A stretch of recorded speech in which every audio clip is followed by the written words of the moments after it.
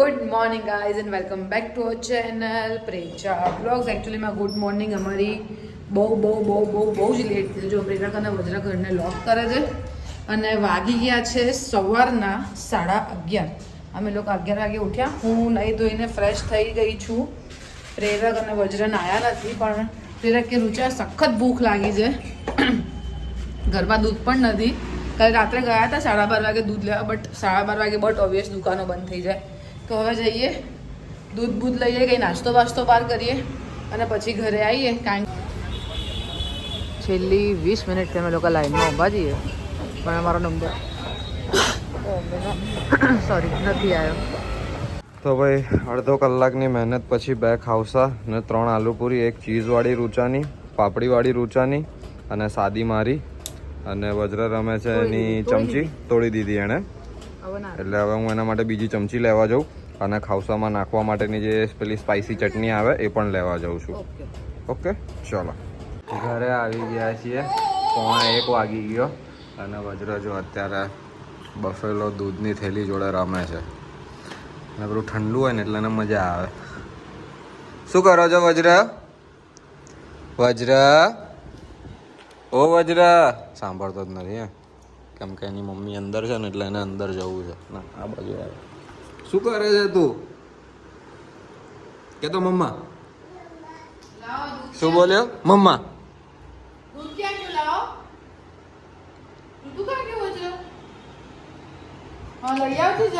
કે તો વજ્ર કે તો મમ્મા. એને છે ને અત્યારે નીચે આ બધું હેલ્પ કરે કચરો વાળવા.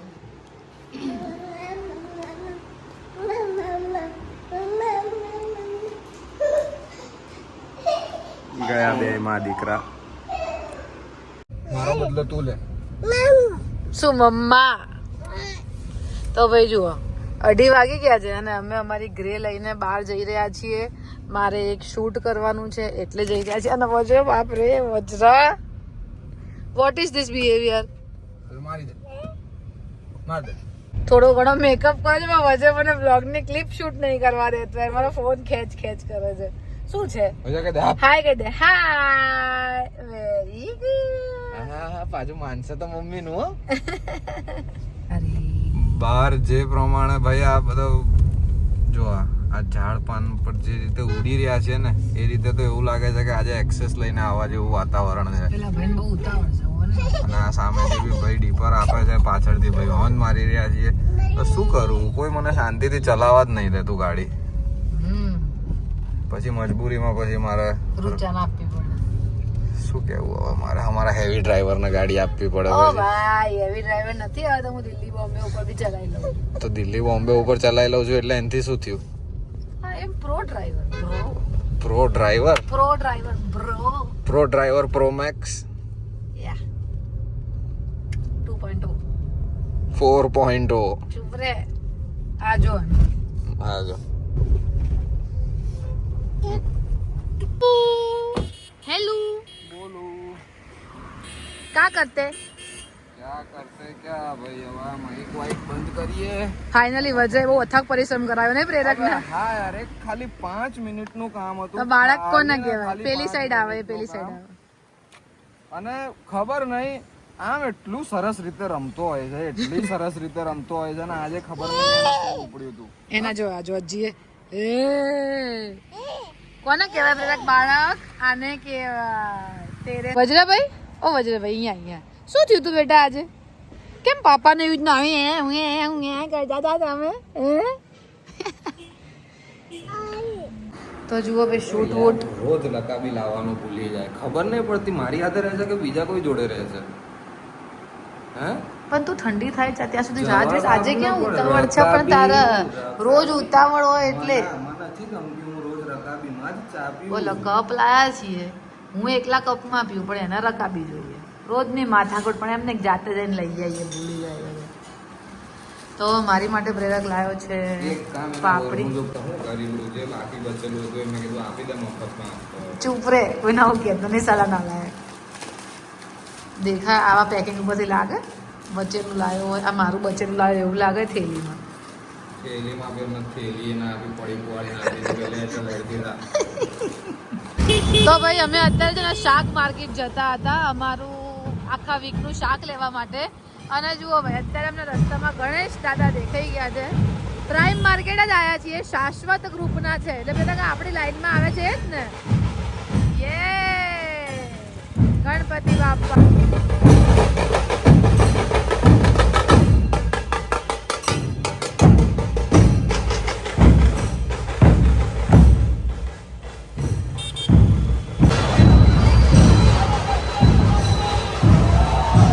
તો આ મેડમની શોપિંગ અહીંયા ચાલુ થઈ ગઈ છે. શોપિંગ જ શું એટલે એ જ કે ભાઈ શાકભાજી જે બધું લેવાનું હોય એ શાકભાજી લે છે. હવે જોઈએ આ શાકભાજી આખું શાકભાજી માર્કેટ છે અને આ શાકભાજી માર્કેટનું એટલે અહીંયા શાકભાજી લેવાનું પૂરું થાય ને પછી સૂકા નાસ્તા બી લેવાના છે. તો પછી જઈશું ત્યાં સૂકા નાસ્તા લેવા માટે. અને અહીંયા ભીડ હોય ને એટલે એક્સેસ લઈને જ આવ્યા. અને આ જો મારો લાલ્લો.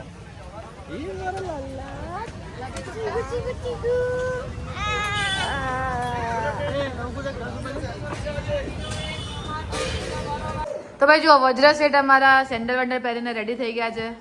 વજ્રના પપ્પા ચડ્ડો પહેરીને તૈયાર થઈ ગયા છે, બેલ્ટ પહેરીને. પ્રેરક એને બતાવજો આમ જરાક સેન્ડલ વાળો. અહીં લાવો એને.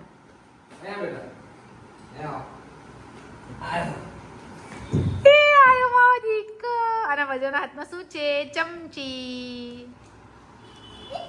શું પણ ચલો બાબા જવાનું બેટા, રડવાનું નહીં. ચલો પરશુરામ તરફ અમે જઈ રહ્યા છીએ અને આખા પરશુરામ રોડ ઉપર આવી રીતે સરસ મજાનું ડેકોરેશન કરેલું છે. સરસ સરસ. એટલે ગણપતિ લાવવાની તૈયારી શરૂ થઈ ગઈ છે. અને પરશુરામનો તમને આગળ મંડપ પણ જો દેખાતો જ હશે. હા હા. અને આ રહ્યું તો ભાઈ ડીજેનું સેટઅપ વેટઅપ બધું રેડી છે. આ વખતે પરશુરામમાં ધામધૂમથી ગણપતિ કંઈક નથી આવવાના એવા સમાચાર મળ્યા છે. બાકી દર વખતે હા તો બી છે, ડીજે વીજે છે અને પબ્લિકની જામશે ભીડ તો કરી અહીંયા. આ બીજી વખત એક્ટિવા અડધે રસ્તે ઉભું રહ્યો કે પહેલી વખત ચમચી ફેંકી, આ વખતે સેન્ડલ પાડી દીધું. આવા ઢીલા સેન્ડલ પહેરાવો તો કોઈ બી છોકરો કાઢી જ નાખવાનો ને સેન્ડલ ટાઈટ કરવાના. જો મેં આ ટાઈટ કર્યું એને વાગે ટાઈટ. અરે એવું મેં વાગે. એક વાર તમે લોકો બહાર જઈને ઘરે ફટાફટ પ્રેરક નહીં જે સ્પીડમાં અમે ઘરે આવ્યા ને હું પલટી ગઈ, વજન અમે પલટવા નતો દીધો, એના પપ્પા પલટી ગયા, સૌથી વધારે પ્રેરક પલટ્યા અને વાળ બાળ છૂટા કરી નાખ્યા. ગરમ ગાડી કરાશે નહીં કેમ કે જો પછી આ પ્રોબ્લેમ ઓકે ઓકે. પ્રેરક કહેતો હતો કે આપણે નીકળીશું ને કાર લઈને એટલે વરસાદ બંધ થઈ જશે અને એક્ઝેક્ટ એવું જ થયું. જુઓ બાકી પ્રેરક કેવો હતો નહીં, સામેનું બી કઈ ના દેખાય. એક જે હતો આને એવું નહીં કે ઊભા નતા રહ્યા, અડધો પોણો કલાક 45-50 મિનિટ જેવું ઊભા રહ્યા. અને પછી બે જગ્યાએ સ્ટોપ લીધા. પછી બે જગ્યાએ સ્ટોપ લીધું. પછી ત્રીજા સ્ટોપે મેં કીધું કે ચલ, મેં કીધું જવા જ દે, મેં કીધું થોડો છાંટી જ આવે છે પહોંચી જઈશું. પણ ના, એવા જગ્યાએ પહોંચ્યા ને રોડ ઉપર કે જ્યાં કઈ હોય જ નહીં, ઉભા રહેવા જગ્યાનો શેડ. અને ત્યાં તો બોસ ખાબકી જ ગયો. ધબધબાટ શું ખાબકા બોલાવી દીધા. એટલું ગંદુ કરી દીધું ને મારી ગાડી સાથે. મારું નામ બધે મારું નામ ચરી ખાવાનું. ગ્રીની માં આવ્યા છે. કયો એરિયા કેવાય પ્રેરકાને? પાલ હવેલી. એ સાઈડ ના ગ્રીની પર આવ્યા છીએ. અને અહીંયા મસ્ત ટ્વિન્સ બે ડોગીની જોડી છે, માઇલો અને કુકી. અને વજ્ર છે ને એને જોઈને જે કરવા માંડ્યું નહીં પ્રેરક? ભલે માણસ હોય જાનવર હોય બધાને પહેલા પ્રણામ જ કરવાનું. સરસ સરસ. શું બેટા પહેલા આપણે. અને વજ્રનો ઓર્ડર શું છે? વજ્રનો ઓર્ડર એ છે કે બસ મને સાચું મને રમાડો. વજ્ર કે I want nothing else, I just want attention. એ તો એને ફૂલ મળે છે. તો જો આવી ગઈ છે અમારી ભાઈ હોટ ચોકલેટ. ગ્રીનીની સૌથી ફેમસ છે હોટ ચોકલેટ. આટલા વરસાદના મોસમમાં પ્રેરક કે હોટ ચોકલેટ પીવા તો જવી જ પડે એટલે આવી ગયા છીએ હોટ ચોકલેટ પીવા. એક વરસાદ અને એક વિન્ટર્સ નું આ મજા આવી જાય. ભજીયા નેસેસરી છે એમ આ બી. હા પણ આ ને ભજીયા નહીં, ખાલી હા કાં તો એકલા કુંભળિયા. મને ભજીયા નહીં ભાવતા એટલે મારી માટે આ લોકો એસ્થેટિક કે સમજ જાય.